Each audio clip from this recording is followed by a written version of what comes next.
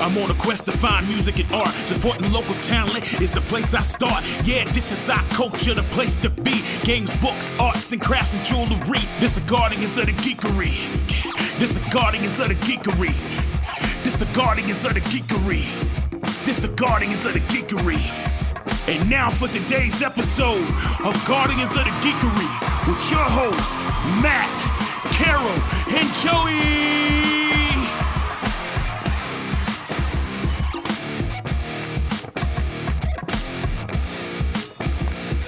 Hey, it is Joey, and we are back again. I know I'm not Matt, but we try to do what we can.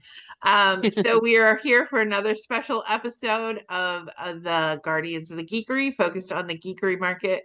What is the Geekery market? It is 30,000 square feet of geeky awesome. It is free to get in. We just ask that you bring a canned good for Second Harvest Food Drive. Last year, we were able to collect 21,000 pounds worth of food and funds, and we would love to see us beat that record this year. So people are hurting, and your donations will help.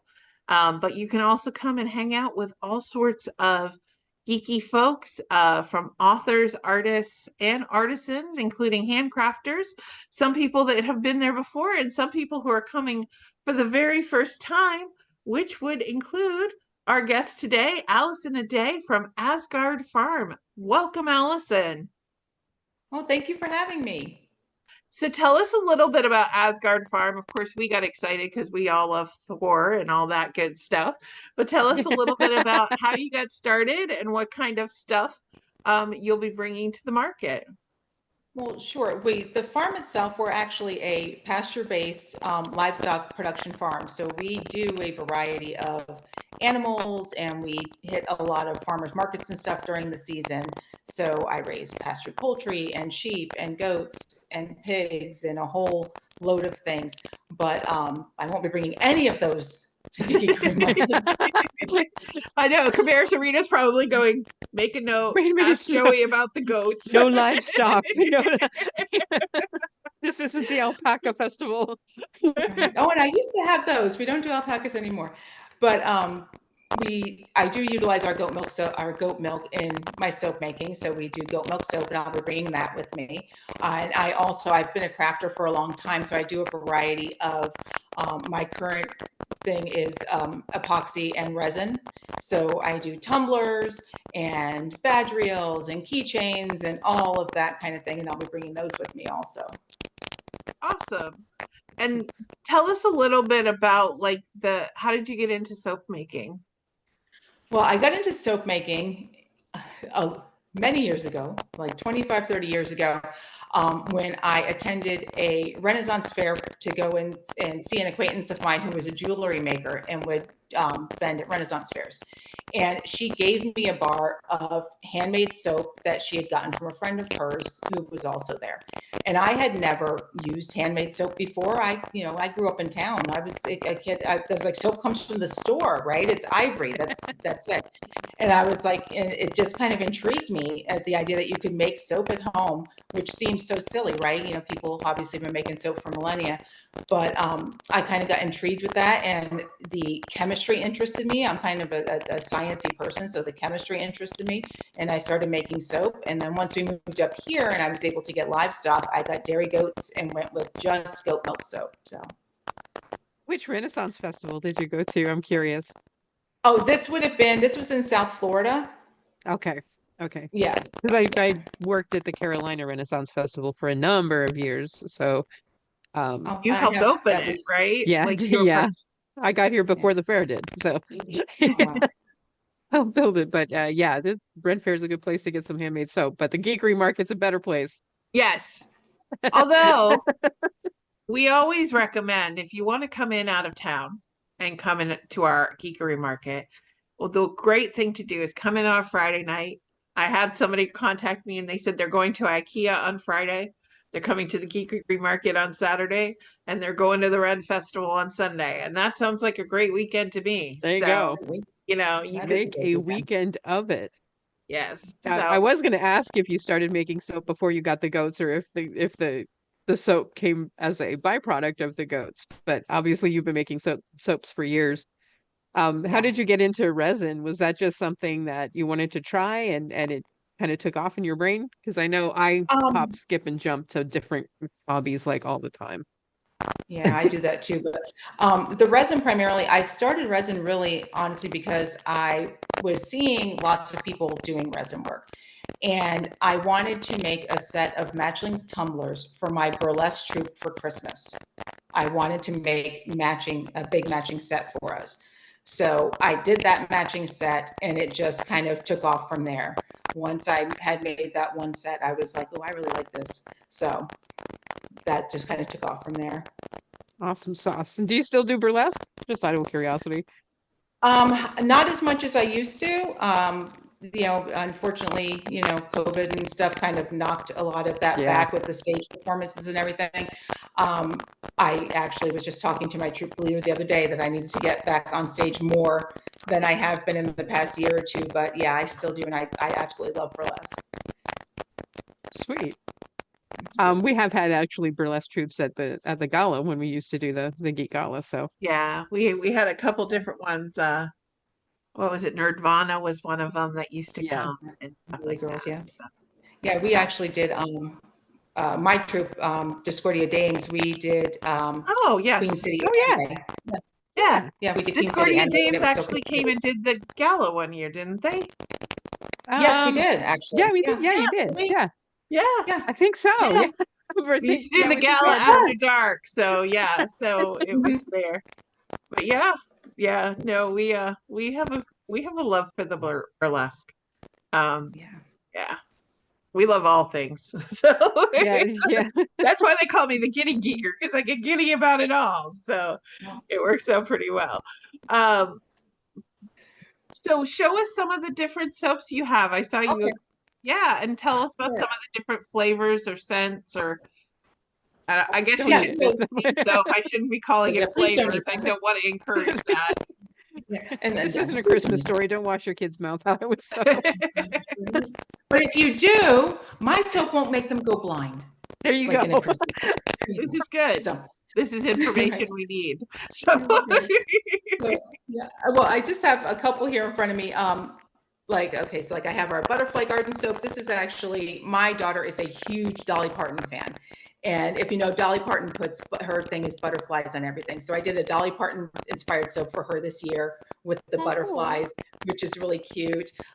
Since it's fall and we're in that season, of course, I do a pumpkin spice latte every year because, everybody needs pumpkin spice latte everywhere. Everything. I have and then I do a lot of regular, like peach and fragrances like that. One of our signature soaps, which is just goat milk and unscented. A lot of people want something very natural and unscented. Those actually look like little goat heads, so that's always fun. They have oh, little that's goat faces on cute. them. So we do, and I do a variety, and I'll be bringing. I make soap every week. I do a couple hundred bars every week, and I am not. I am not somebody who sticks to things. That's not the right way to put it. I'm very experimental. So who knows what fragrances I'm going to show up with. I have standards that we keep up all the time. There's like 6 or 8 that I always have, but I have over 200 fragrances and fragrance blends in my studio. And it really is just a matter of what I'm feeling that day. If, it's a floral day, then we're getting florals this week. If it's a musky day, we're getting musks that week. So it's always a surprise. So buyer hint, if you like a smell, buy it because it might not be there later. The next time. Yes. Gotta get it. And I do also get a fair amount of, I work with some scent creators and stuff, so I get a fair amount of very limited edition fragrances that I can only get small quantities of. So I may only be able to do 30 or 40 bars of something and I'll never see that again. So that is awesome. So is this a working farm? How did you did you just suddenly start collecting animals or did you actually start the farm with the intent to be a working farm? We are a working farm, and we did start the farm with the intent to be a working farm. My muggle job is in veterinary medicine. So I've worked with animals my whole life. And we moved here from South Florida in 2007, kind of to get out of that rat race of South Florida. My husband was working for the federal government, and we could move anywhere in the country. It didn't matter. He traveled. He traveled a lot, so it didn't matter where his home base was. So we looked. We did a whole geographical search. It was a whole thing that I don't need to get into. But anyway, we ended up picking the farm here, and we came here originally raising alpaca. We started with alpaca, and within probably 3 years, I moved into food animals instead of alpaca. Just business-wise, it was just a better plan. But yeah, I love raising livestock, and I love raising livestock in a more environmentally friendly and ecological system. So yeah, I'm very passionate that's about awesome. that, about producing clean food, and all that stuff is something I'm very passionate about. And you do sell food products at your We do. as well. Yeah, at the farm, and and those are all on our website also at asgardfarm.com. The soap and everything's up there, but so is all of the pork and the lamb, and all of that stuff is up there also. Yeah, That is amazing. That's we are. cool. We've been talking. We bought a deep freeze. Words hard. And when we moved to this new house, we kept saying, "Oh, we're going to pull it out. We're going to pull it out." But now we're like, okay, now we're ready, because there's actually a farm just down the road from us that does it. Of course, I have stumbled onto the steel magnolias part of my neighborhood that I did not realize existed. And there's a little hairdresser that I go to every week, and every time I walk in, they're selling jars of honey and different things. And I was like, "Hey, have you ever checked out that farm below?" And one of the stylists' head popped up, and they were all kind of tense, like they thought I was going to say something negative about it or something. I don't know. I must have a reputation, but but I was like, "Yeah," I said, "I accidentally went by it and I saw they sold meats and stuff like that, and I was really intrigued." And they were like, "Oh, well, that's her brother." So I was like, "Well, I'm glad I didn't say anything." But there's something so special about farmers markets and small, working farms, because you can tell the difference. What you buy Absolutely. in the store is not the best version of whatever it is that you get it from the source. The conditions that the animals are kept really comes through in the product. Yes. Yeah. You don't think it does, but it absolutely does. Well, even even produce, you just instantly just taste the difference between a tomato that was born on somebody, that grew on somebody's farm versus something that was mass produced and shipped across the country and injected with chemicals to keep them red or whatever, and from rotting too fast and all that kind of stuff. It's just, there's a huge difference. So buy small, buy local, right? So Yes. Absolutely. now, along with the soaps, don't you make some other goat products, or did you? Or can I see some lip balms or stuff like that as well? Or Yeah, I do lip balms also. We have hives, so we have bees, and so I will utilize our own beeswax and stuff, and I'll do lip balms. Though I may or may not have lip balms. It depends on how my making goes. But yeah, but we do lip balm. I do lip balms. I have done some other goat milk products in the past, like lotions and things, and I generally don't do those anymore. Except for special orders. I do take special orders, and I do around Christmas time. Also, I'll do a lot more gift sets. And so I'll do lotions and stuff in those, but I generally don't do a lot of lotions for markets and stuff, because those are so specific with what people want with fragrances that it becomes hard to not do them as a special order. It's hard to tote around 800 different fragrances and lotion. right. Difficult. No, absolutely. Understood. But definitely, if that's something you're interested in and you're more interested in that, goat milk based product, if you go on Allison's website, you can check it out and talk to them. And if it's a special order, you could always ask them to bring it to the market with.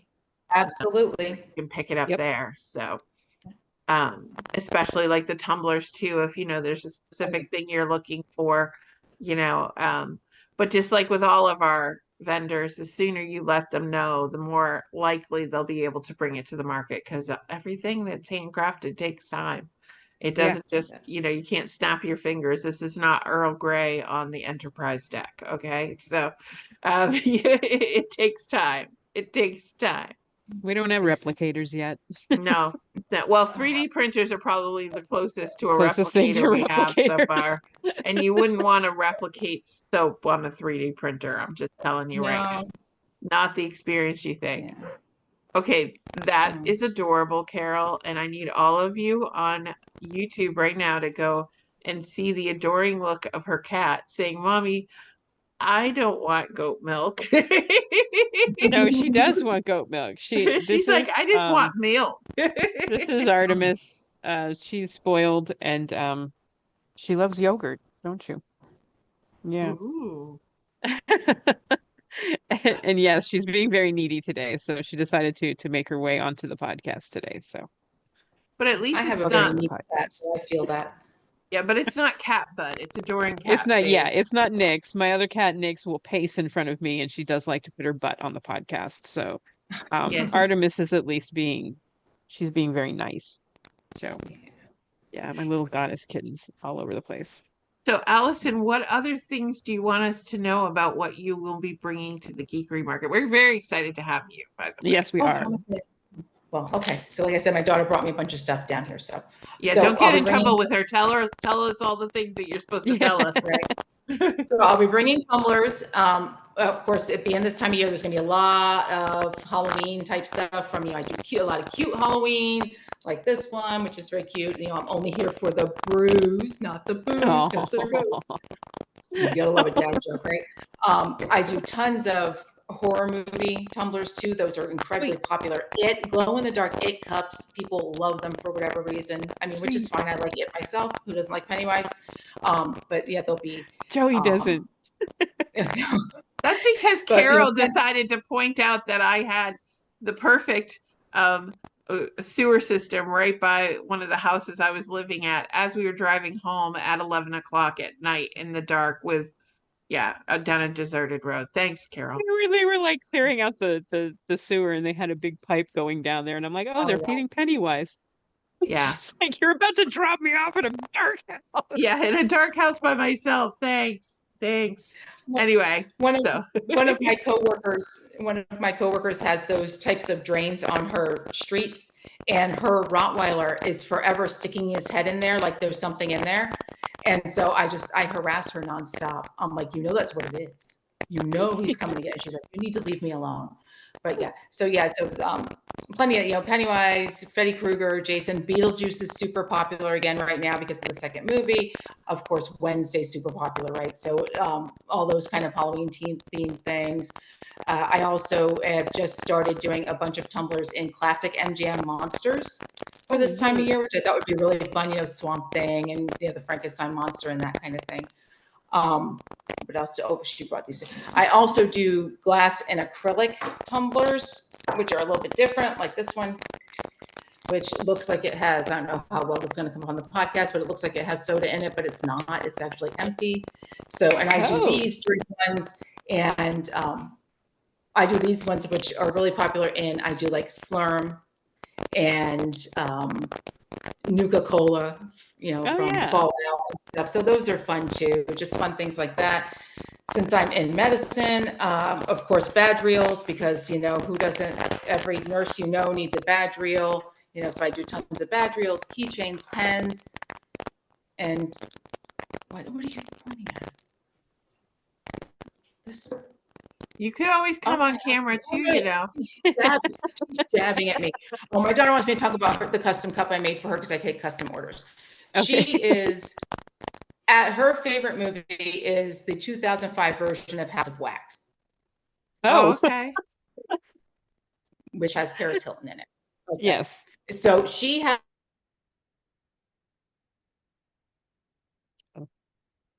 Uh-oh. She froze. Did you freeze? I think we may have lost her.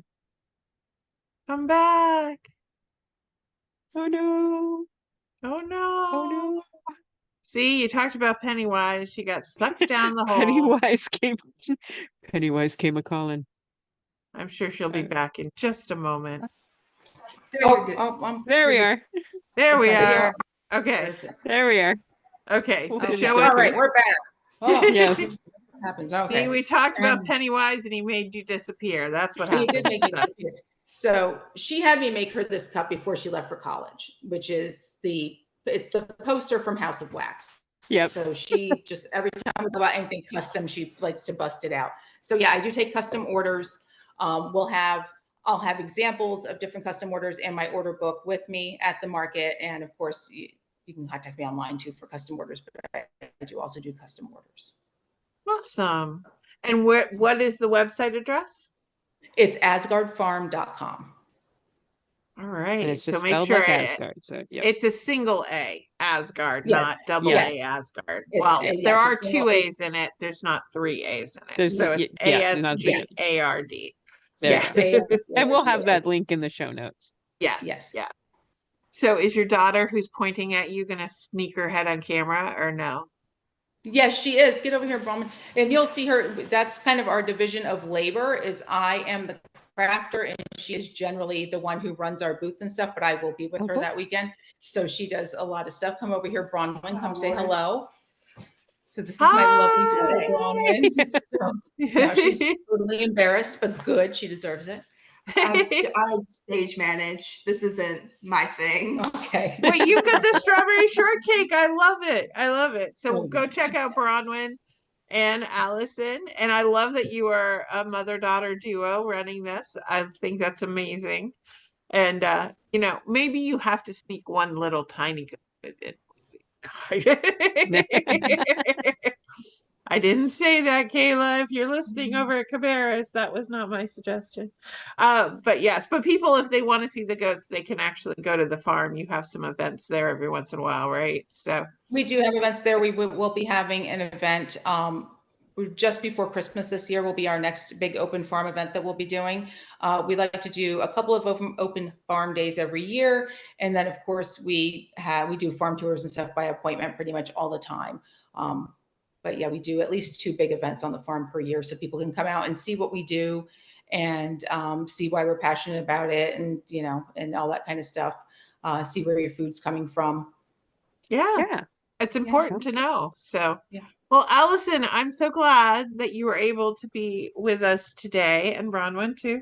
And we look forward to seeing you in November and seeing all the cool stuff you brought and all of the soap. But remember, again, if there's something specific you want, this is a crafter's market. So they only have so many of each thing. So, lock it in ahead of time, pay for it ahead of time, pick it up at the market.